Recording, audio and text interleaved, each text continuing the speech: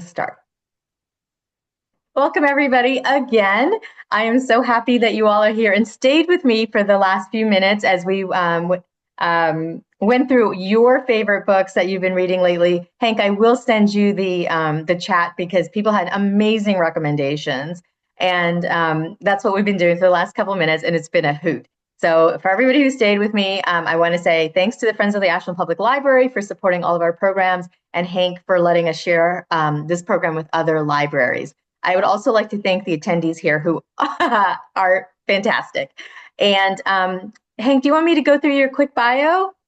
Do a quick bio. I'll sit here and forget about being embarrassed a little bit for Don't being. be embarrassed. It happens to the best of us. Hank Phillippi Ryan is the USA best-selling author of 16 psychological thrillers, winning the most prestigious awards in the genre. 5 Agathas, 5 Anthonys, and the coveted Mary Higgins Clark Award. If you've ever read Mary Higgins Clark, you know why she has an award. She's also an on-air investigative reporter for Boston's WHDH-TV, winning 37 Emmys and dozens more journalism honors for her groundbreaking journalism and true crime stories. Her newest thriller, All This Could Be Yours, is amazing. Came out in September from Minotaur Books, and it was an instant USA Today bestseller. It is already in its second printing. So yes, her book is amazing. You can buy signed books by Hank. I will send a link to everybody for that in the recap email. But Hank, I actually went through the list that you sent, but I didn't know much about the books. I knew about some of the authors. So let's go into your selections and why you picked them and what they're about. Terrific. And I have them in a stack right here, and they're in no particular order. So we'll just see what we get. It'll be a surprise to me as well. I'm going to open the chat so I can see what you all are saying as well. Move that right over here.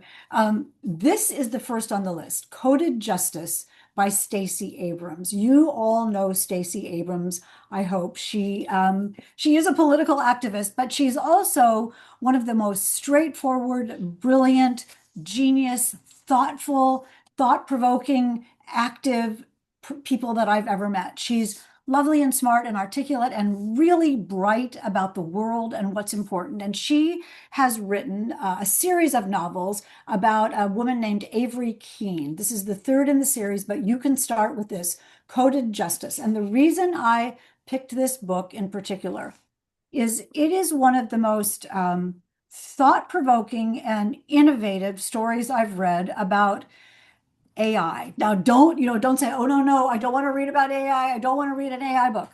It is about a company that is trying to design an AI model that is good, that factors in wisdom and kindness and benevolence and general goodness in the world, which is unusual and not what's usually in an AI model.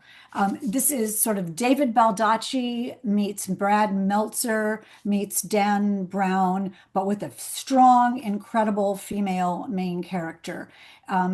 It's highly recommended. You will never look at the world the same way again after you read Coded Justice by Stacey Abrams. I think I have right here. This is the first in her series, While Justice Sleeps. Equally good, but you can read them in any way. This is about a murder in the Supreme Court.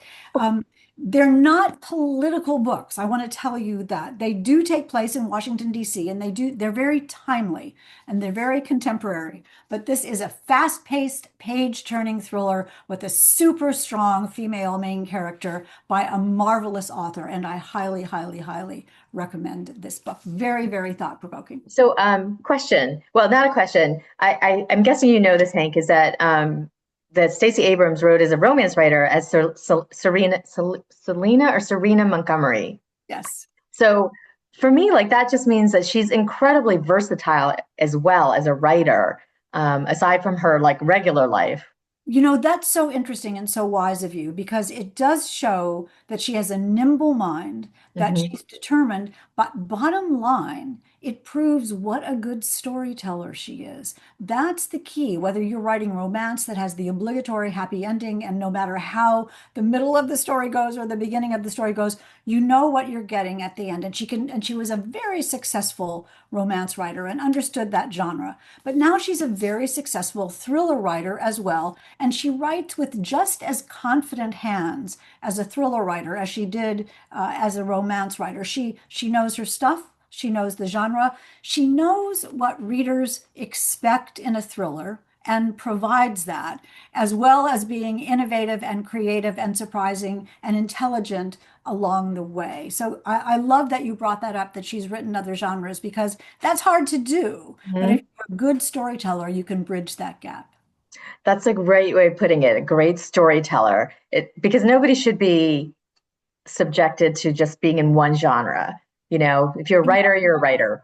Exactly. But I think when you're thinking about your readers, I sort of think that authors make a contract with the reader to Mm. provide a certain kind of book. And how many times have we all said, this book is good, but it's not really what I expected. What Stacy does and what every good writer does is give the reader the kind of book they expected. And within those boundaries of the thriller expectation or the, science fiction expectation or speculative fiction or romantasy expectation, give a novel, a good story that is within the boundary, within the contract that the readers are expecting. And that's what makes for a satisfying good read. Mhm. I totally agree, 1,000%. Let's Thank you. go I, to, I, shall I we don't go? know if the Sulari Gentile book is next, but we were just talking about her as being one of my favorite authors because she'd written the book about the Boston Public Library. And, for me, that just was like, it was, Well, let's make her librarian. be next. Let's make her totally be next. Yeah. That's great. The Woman in the Library, which I absolutely love as well and read with absolutely my jaw on the floor because it's so clever and so meta and so unbelievably intricately, wonderfully written, but not complicated. It's complex, but it's easy to read. And I think that is the genius of Sulari Gentle, whose book Five Found Dead. This is the newest one from Source Books, actually is about a writer on the Orient Express. Now, Hmm. Sandy is saying, I love The Woman in the Library. And Sandy and Mina, when Sulari wrote The Woman in the Library, which takes place a lot of it in the Boston Public Library, she'd never been in the Boston Public Library. She had never been there. And that just blew me away because I thought, how can you write this so perfectly about the long glowing tables and the green lights and the long corridors and the vision of the courtyard? She had it perfectly. She had it perfectly, not only visually, but sort of the feeling of what it's Mhm. like to be Mhm. BPL. But Five Found Dead takes place on the Orient Express. And that's audacious, isn't it? I mean, to actually set a book with a mystery author as a main character on the Orient Express. It's audacious on the face of it because who would do that after Agatha Christie sort of won the game with a book called Murder on the Orient Express, which I think was formative for all of us. But so, and it's also super meta because there's a writer who named John Penvale, I think it is, Joe Penvale, who he and his sister go on the Orient Express. He's an author who has had a surprise best-selling novel and he can't think of his next book. So his loving sister decides to give him a ticket on the Orient Express because that will certainly pique his author curiosity, his mystery mind will go into high gear on the Orient Express. And what Sulari does, I mean, she's such a wonderful person and she is so smart and so wise. And remind me to tell you about how she writes. Um, she has she has sort of accepted the mantle of the history of the Murder on the Orient Express, that people in this book know that Murder on the Orient Express existed. And I think that's interesting because if you think about the books you read, and it's kind of weird, in how many books do the characters in the book talk about books that you know? You know, Mhm. they don't. It doesn't come up. And so Sulari sort of crosses that fourth wall, opens that fourth wall, and says, yeah, we know there was a book, Murder on the Orient Express, and this book is on the Orient Express, and we're living.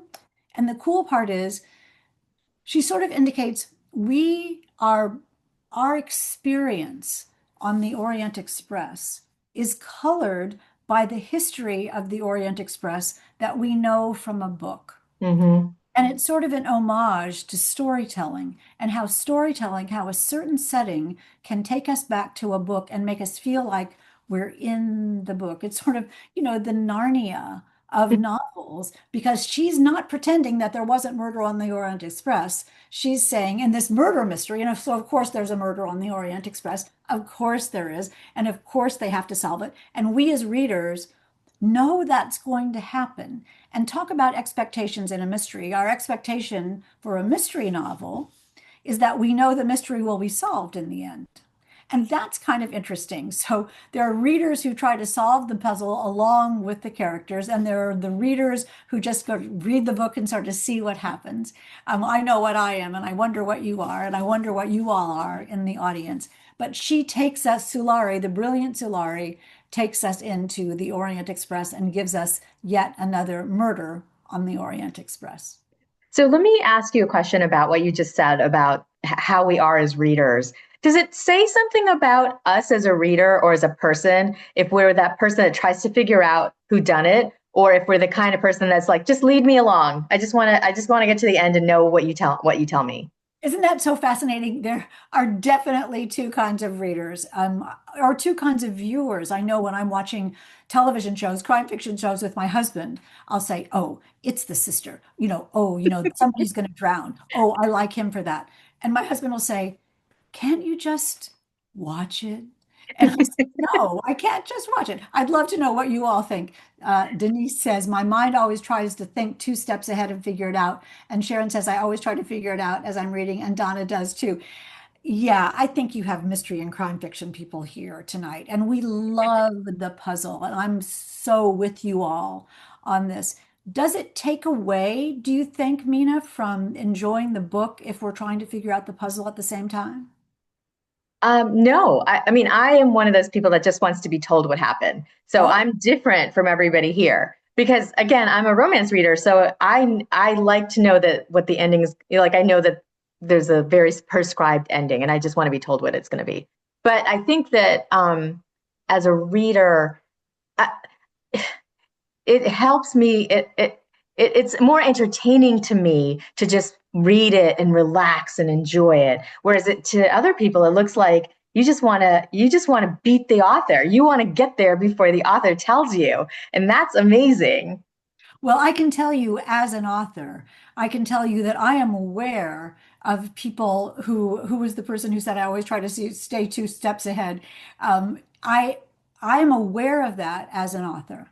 I'm aware that my readers are smart, that the people who read All This Could Be Yours, you can see it behind me here, that the people who read All This Could Be Yours are trying to guess what's going to happen. And I'm aware that I need to stay two steps ahead of you when I'm writing the book. So that's the dance of writing a novel. That's the fun of writing a mystery, that I know you're smart and I know you're going to try to figure out the ending of All This Could Be Yours, and I know you won't be able to. But yet still I know you're going to try. I know you're going to try. I know we want to get to as many books as possible, but I have to ask you this question is about how some of the TV shows especially are so convoluted. They have the mystery, right? It starts at the beginning, and 15 minutes in, they're like, okay, we know who did it, and then it's not. And then 15 minutes later, oh, we think we know who did it, and it's not. And then like 45 minutes, same thing, and then at the end, they figure it out. So where is it becoming comical versus like red herrings, intelligent convolution? I think that's a great question. We could spend the whole day on that, because think about it. I know when I was a little girl, when I was growing up, I would watch Perry Mason with my father. And I often wondered, even then, back then, how the prosecuting attorney, the DA, Hamilton Berger, remember that? How Hamilton Berger kept his job, because everybody he arrested was not the guilty person. How did he get it wrong so many times? And I think I learned this in reading Sherlock Holmes too, that there's a rhythm to a mystery, that we as readers are attuned that in a police procedural, especially, there's going to be a series of suspects, some of whom are not going to be guilty, some of whom are, the person that they find at first and then decide isn't guilty might be guilty. So Mhm. just like real life, we don't know what's going to happen next. It's a process, it's an investigation, it's research. That's the joy of a story. Ooh, what's going to happen next? And what's going to be around the next corner? And how will we be surprised? So I I, love I that. I there are times that I watch crime fiction and I think, oh, the writers have no idea how this is going to go. They're just making stuff up now. This is, you can feel them just juggling. So I think when you read a really good book or see a really good show, it doesn't feel episodic like a series of interviews with people. It feels like real life is flowing. And I think that's a perfect segue to this book, Don't Let Him In by Lisa Jewell, because as an author, one of the things that happens, and I'm sure this happens to you as a librarian as well, we're reading so many books and we read the books in a different way than a reader who doesn't have books as a job does. And the sign of a really good book to me, when I'm reading a book, I think, I wouldn't have done that. Oh, I'm not sure I would use that word. Oh, no, that's not the ending. Or, please don't do that. And then they do that. And I think, how did this book get published? I don't know. But when there's a book that's so, so good that all of that criticism goes away, all of that critiquing just goes away, and the walls fall away, and the world goes away, and you just escape into a novel. And that is what Lisa Jewell does for me every time. Don't Let Him In is about a con artist who marries several people or is in relationships with several people. We've all read books where there's a really, really bad guy. I mean, we can all think of books with hated villains. The guy in this book, I hate more than almost anybody I've ever read a book about. There's no violence. Mm. There's no gore. There's no graphic anything. It's just absolute sinister gaslighting, manipulative deception, and lies. And nobody does that better than Lisa Jewell. And this is a story about how the con artist, serial lover, a serial lover con artist, how a con artist serial lover is caught by the women who are his victims. Nikki is saying, I loved the book. None of this is true. Oh, yeah, absolutely, Nikki. I completely agree. And The Night She Disappeared, awesome, awesome book. Lisa Jewell is such a genius at plotting and she doesn't plot though. I know she doesn't plot. She's a complete pantser and she just does it on the fly. But the stories come out so beautifully and so irresistibly that in Lisa's book, I don't even try to figure out what's going to happen because I just let Lisa Jewell take me away. Wow. I just rely on that they're going to be good. The Night She Mhm. Disappeared was my first Lisa Jewell. I went back and read every single thing she had written before. Speaking of which, what you said about Stacey Abrams, Lisa Jewell's first books were sort of Bridget Jonesy, romancy, rom-coms. And Mhm. she gradually got darker and darker. And so her more recent books are the ones that I'm more a fan of, although I always love Lisa Jewell. Her more recent books are the psychological thrillers like Don't Let Him In and The Night She Disappeared and The Family Remains, all absolutely sensationally good. Mhm. Can I go back to you said that she's a pantser and you're a pantser. I don't know how a mystery writer can be a pantser. How is that possible? How can you get to the end and Mina, not know? you and I have so much to talk about this. I don't know that we all want to do this. Binge read, says Nikki. Yes, indeed. I'm a television reporter. I've been a television reporter for 43 years, and I've wired myself with hidden cameras and confronted corrupt politicians and gone undercover and in disguise. But when I do a news story, I don't know the ending, right? I have an idea, I have a theory, I have a philosophy, I'm curious about something, and I want to see if it's true. So I go out in search of the story. I'm tracking down clues, I'm following leads, I'm doing interviews, I'm going to various places, I'm looking at public documents, and I'm searching for the story. And in the end, after all this research and all this information, I have a whole lot of stuff here, and I make it into an entertaining, riveting, propulsive beginning, middle, end story. But I did not know the end when I went in because if I knew it, it wouldn't be news. It would be Mm. gold, right? So it's the same philosophy in writing a novel. I start out with a premise, with an idea, in All This Could Be Yours, a debut author on book tour who has made a Faustian bargain, and she has a secret that she has to keep while being supremely famous on a nationwide book tour, which then turns into a deadly cat and mouse chase with the author running for her life, just like real book tour. But that's all I knew. Type chapter one, the words chapter one, and I thought, here I go. Let's see what happens to Tessa Calloway. And Mhm. her life unfolds just like life unfolds. So if I knew the end, it wouldn't be fun. How do I know? My editor, I'll just confess this to you. My editor always says to me, can you just send me an outline? And I say, how can I tell you what happens until it happens? And it doesn't happen until I write it. And that's how pantsers work. That's amazing. I'm gonna just ask Hank if you can stay until about 7:45 so we can get through as many books as possible. I know I have lots of questions, but Hank is gonna do this as a series, so we'll have lots of time to get through lots of books and lots of conversation.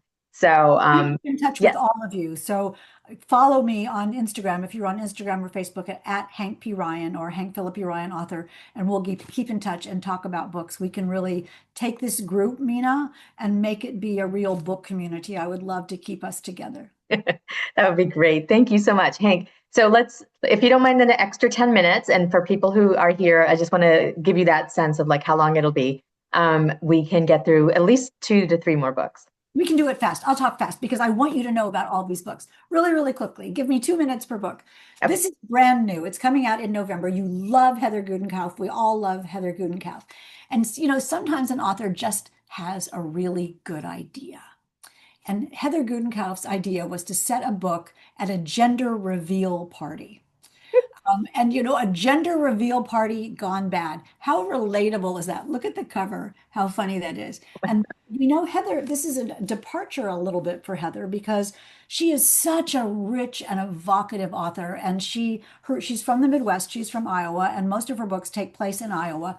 This one is a little bit different. This has a Western setting. And I don't know how Heather immersed herself so totally in writing this Western setting, but you really feel that you are out west in the mountains. And this is a marvelous story. It's a family story, a family drama, absolutely intense suspense. You don't know who's good and you don't know who's bad.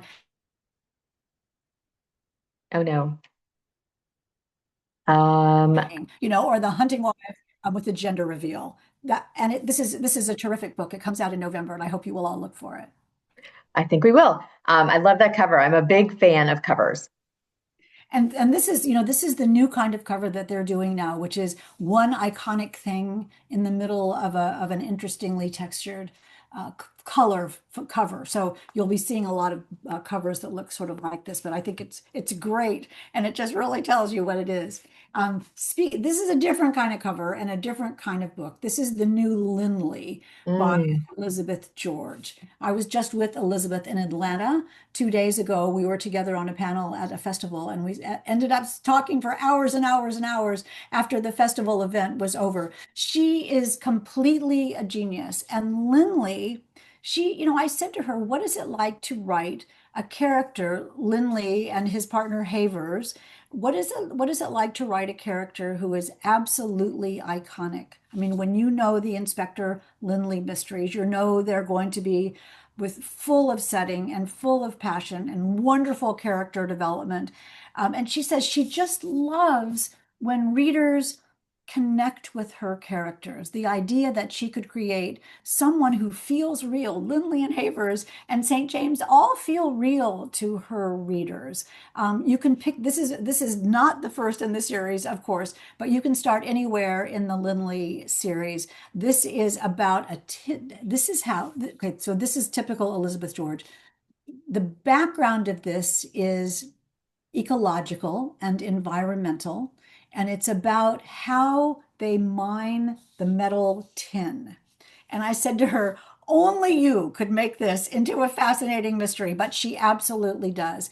I have seen her interact with fans, and I've never seen fans as devoted as they are to Elizabeth George. She's a genius and a gorgeous writer, and I urge you to read this really timely, heartbreaking, compelling mystery. You will absolutely love it.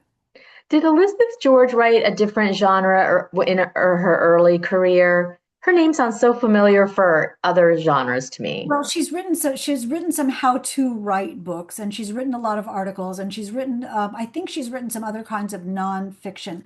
I think Lindley, the Lindley stories were her very first story. She Okay. told me that she got her very first novel. She told me that she got the idea for the Lindley books from seeing a particular person on a bus when she was 12.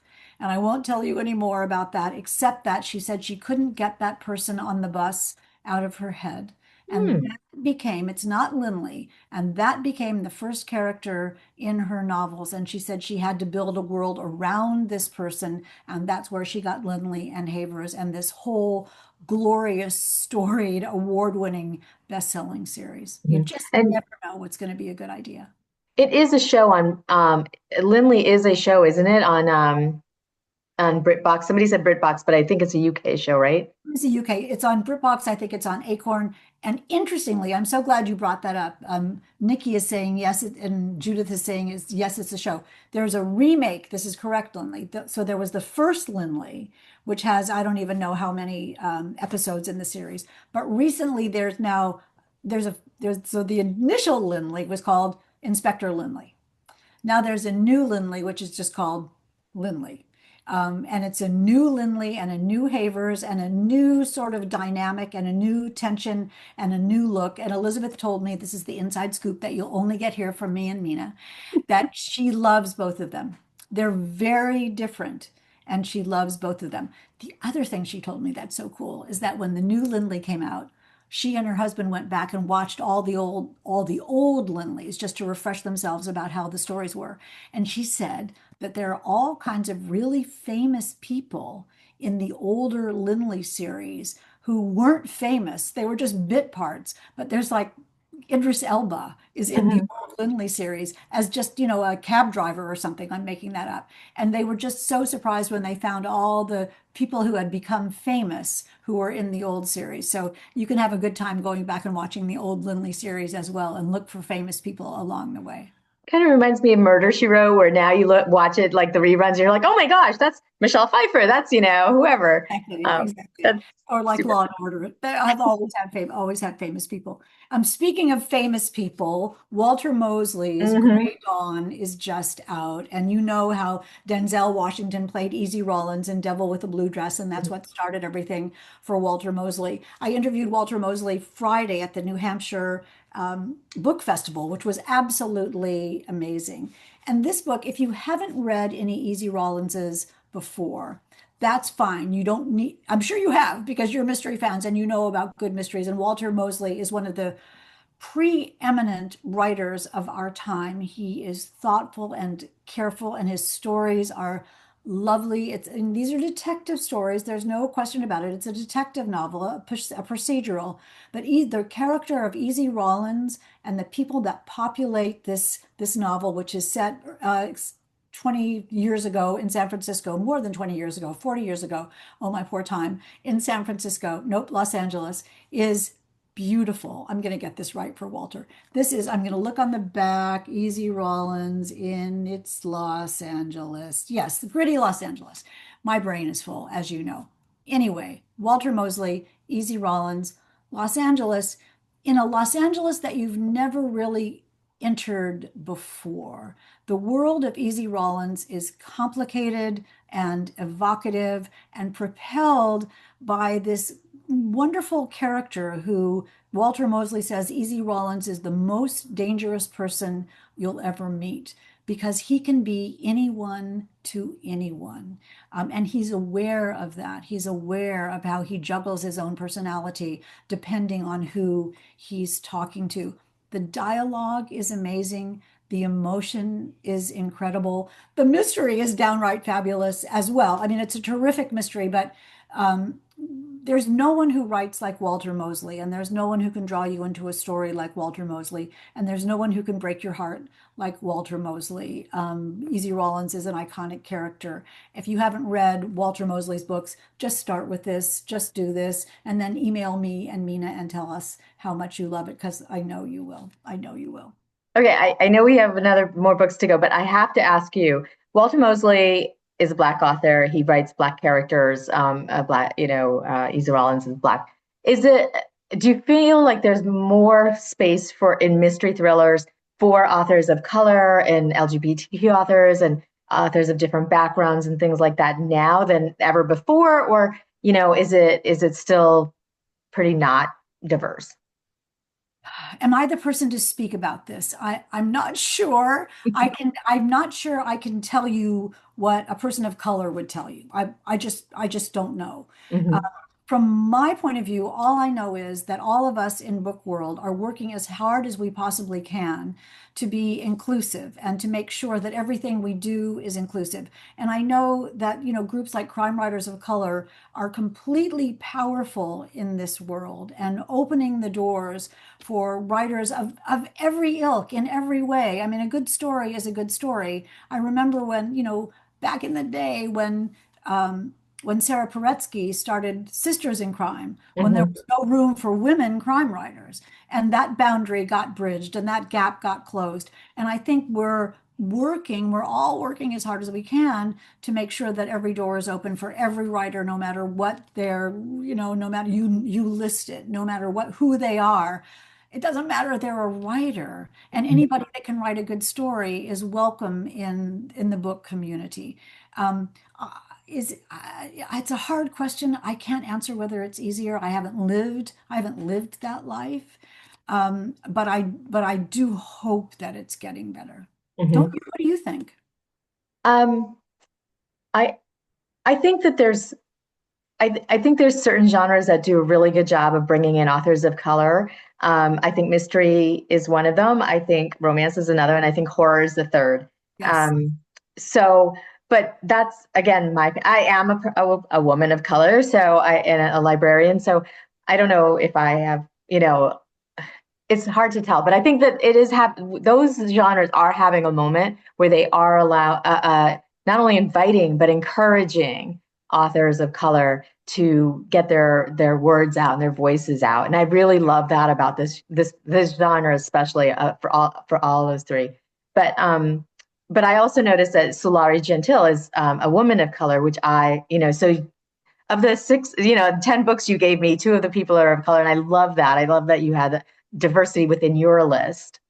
Well, thank you. And we always will here on this show have diversity because that's how the world is. And that's how this show is going to be. There are doors open for absolutely everyone. And, the quality is amazing. The quality is across the board. It's not difficult to find wonderful writers of color. It's not difficult to find who are wonderful who are not of color. It's just tell me a great story and we will all embrace it. And that is the mantra here for the Hank and Mina show is that, all are welcome. Absolutely so. Great. Absolutely so. If you wouldn't mind going through one more book, that would be awesome. Okay, but I'm going to do it really, really fast. I'm going to show you three. I'm going to do it Oh, really fast. 30 okay. seconds. I Okay. won't say another word. Okay. The Dead Husband Cookbook by Danielle Valentine. This is terrific, you all. I do not read horror. I do not read horror novels. I interviewed Danielle Valentine. I had to interview Danielle Valentine, and I thought, oh, please don't make me read a horror novel. It was hilarious. It's funny. It's brilliant. It's ingenious. You look like you've read it. It's the best dialogue in the world. Quickly, quickly. It is Julia Child meets Sweeney Todd. Or what if Martha Stewart was a cannibal? There you have it. That is the Dead Husband Cookbook. You can see the cover. It's just a little gory, but it's not really gory inside. It's sort of horror adjacent, horror adjacent. Very, very quickly, the new Nicholas Meyer, Sherlock Holmes, and the real thing. If you love Sherlock Holmes, Nicholas Meyer has absolutely taken up the mantle of Sir Arthur Conan Doyle. If you love Sherlock Holmes, this will take you right back home. And finally, because see how fast I'm going, Mina. Finally, because we all love words, and you are the perfect audience for you all for this. This is Guilty by Definition by Susie Dent. This is the main character in this book is a lexicographer, a person who is working on what's really the Oxford English Dictionary. And she and her colleagues look up, find new words, figure out where the derivation of words are. Every chapter begins with the definition of a new word, which may or may not have something to do with what happens in the story. This is smart. It's a anonymous letters. It's clues. It's a traditional mystery. It's smart, smart, smart. You will come out of this book wanting to solve the puzzle and knowing a lot more words. But anyone who loves words will love Guilty by Definition by Susie Dent. It is a true gem. I love words, so I will read that. But the Dead Husband cookbook, I haven't read it, but I just have to. The title got me. You had me at Dead Husband. But It's there. Ricky's saying, love Susie Dent. And Sandy Nichols says, it's fantastic. Kathy Lanigan, hey, Kathy, says the Dead Husband cookbook was so good. So we've done 8. No, that was 9 books. We did 9 books. Impressive. And we got to have a little bit of a conversation. So I so appreciate you, Hank, stepping in to do this series. And for everybody who's been here and stayed with us and all of your wonderful comments, I will include all of the book recommendations in the recap email that I send out later today or tomorrow. And I will send the video to everybody as well. Hank, thank you so much. And I hope you all have a wonderful night and good reading and no nightmares. No nightmares in this book. Thank you so much for inviting me to do this, Mina. This is the joy of my life to be able to share wonderful books with all of you smart readers. Nikki says, I put 5 on hold already. Norma says, this was great. Thank you. Denise says, great time, ladies. Thank you. Awesome, says Kathy Lanigan. Patricia Driscoll says, thank you. You are all fantastic. Mina, will you tell us the date of the next event? Because we want to make sure that we are here at 7 o'clock. I hate to say it, but the next one is at 6:30 p.m. But I will remind you, it is on the third Thursday of the month in December. So it's the 18th. It'll be at 6:30 p.m. and we'll go through a bunch more books as well as good conversation, because you could talk about the dictionary, Hank, and I would totally be all over it. And I want you all to keep in touch with me. If you'll find me on Instagram and find me on Facebook, message me and tell me your favorite books. I missed this at the beginning of the show, and I would love to know your favorite books and the genres that you all would like to know about, or the authors that you're curious about. I can do your research for you. I can find your next fabulous book, and I promise you we will do that on our next show. I love it. All right. Thanks, Hank. Have a good night. And like I said, happy reading, everybody. Happy reading, everybody. And remember, it's always safe inside a book. And the library. Good night.